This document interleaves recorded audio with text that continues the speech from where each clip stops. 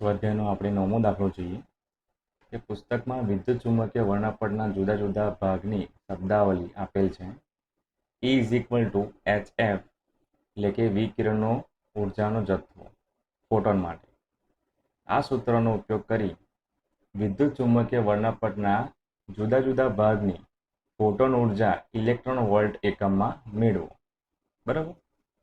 હવે આપણે આ ચિત્રની અંદર જોઈ શકીએ છીએ કે અલગ અલગ ઇલેક્ટ્રોમેગ્નેટિક વેવ્સ જે છે, gamma rays, X-ray, ultraviolet, visible rays, infrared, microwave, radio wave, આ બધાની સરેરાશ ફ્રીક્વન્સી એની સામે આપેલી છે. ઉર્જા જૂલની અંદર પણ આપેલી છે અને આ શું છે, ઇલેક્ટ્રોન વોલ્ટની અંદર પણ ઉર્જા છે. હવે આ બધા ઇલેક્ટ્રોમેગ્નેટિક વેવ્સના સોર્સ જે છે એ કયા છે તેની સામે આપેલા છે. બરાબર. આપણે જોઈ શકીએ છીએ કે ગેમા રેઝ જે છે એ આપણને ઉત્તેજિત રેડિયો એક્ટિવ ન્યુક્લિયસ મારફતે એટલે કે ન્યુક્લિયર ઓરિજિન જે છે, ઉત્તેજિત રેડિયો એક્ટિવ ન્યુક્લિયસ મારફતે આપણને મળે છે. એક્સ-રે જે છે એ આપણને ઊંચી ઉર્જા ધરાવતા ઇલેક્ટ્રોનની પરમાણુ સાથેની અથડામણ દ્વારા આપણને મળે છે. અલ્ટ્રાવાયોલેટ કિરણો આપણને ઉત્તેજિત પરમાણુ, આ લખ્યું છે કે એક્સાઇટેશન ઓફ એટમ એટલે કે ઉત્તેજિત પરમાણુ મારફતે આપણને મળે છે. તો અહીં આગળ લિસ્ટ આપેલું છે આપણને. બરાબર. હવે આ ઇલેક્ટ્રોમેગ્નેટિક વેવ્સ જે છે એની ઉર્જા જે છે આપણે ઇલેક્ટ્રોન વોલ્ટની અંદર આપણે મેળવીએ. તો ફર્સ્ટ ઓફ ઓલ આપણે ઉર્જાનું જે સૂત્ર જે છે, ફોટોનની ઉર્જાનું સૂત્ર લખીએ આપણે. ફોટોનની ઉર્જાનું સૂત્ર સિમ્પલ કે E is equal two HF, તમે મ્યુ પણ લખી શકો છો, ફ્રીક્વન્સી છે. આમાંથી રેન્ડમ તમે કોઈ પણ એકને આપણે સિલેક્ટ કરીએ. બરાબર. તો અત્યારે આપણે ગેમા રેઝ જે છે એને આપણે સિલેક્ટ કરીએ. આની બધી જ વેલ્યુ જે આપેલી છે એ આપણે ડિરાઈવ કરીએ.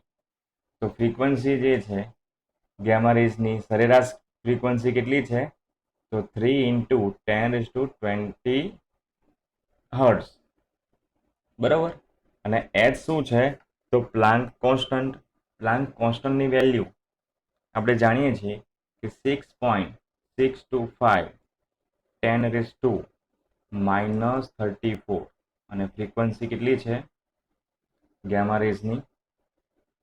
તો 3 × 10⁻20 હર્ટ્ઝ. તો લખીએ 3 × 10⁻20 હર્ટ્ઝ ઇઝ ઇક્વલ ટુ, આનું સોલ્યુશન કરીશું તો આપણને જૂલની અંદર આન્સર આવશે. અને કેટલો છે?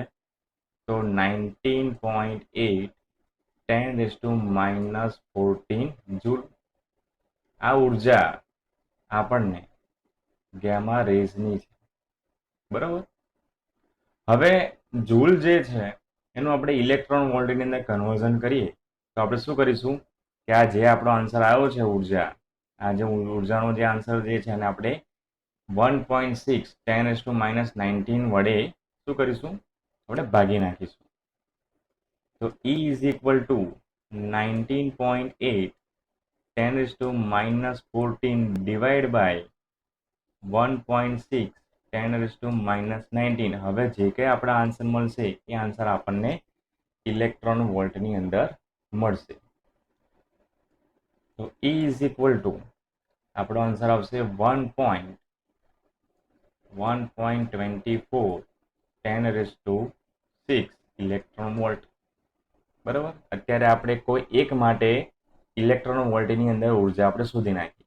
તમે જાતે એક્સ-રે જે છે એના માટે, પારજાંબલી કિરણો માટે, દ્રશ્ય પ્રકાશ માટે, પારરક્ત કિરણો માટે, માઇક્રોવેવ માટે, રેડિયો તરંગો માટે તમે જાતે જ E is equal two HF નો ઉપયોગ કરીને પહેલા જૂલની અંદર આન્સર લાવીશું, પછી આપણે 1.6 10⁻−19 વડે ભાગી નાખીશું તો આપણને ઇલેક્ટ્રોન વોલ્ટની અંદર આન્સર મળી જશે.